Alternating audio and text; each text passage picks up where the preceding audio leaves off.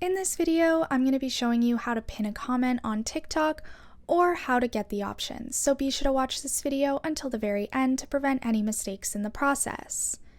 As you can see on my TikTok that is posted, if I hold a comment, there will be some options that come up. But as you can see, I don't have the option to pin a comment.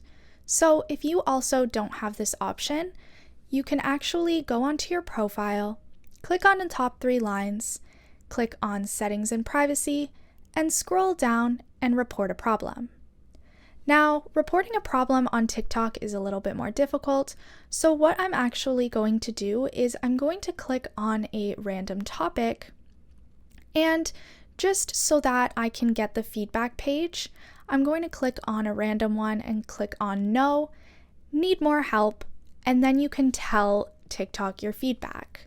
I'm going to say that I am missing the option to pin a comment.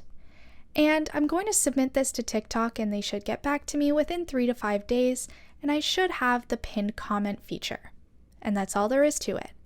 Be sure to leave a like, comment, and subscribe to the channel. Thanks for watching and see you in the next video.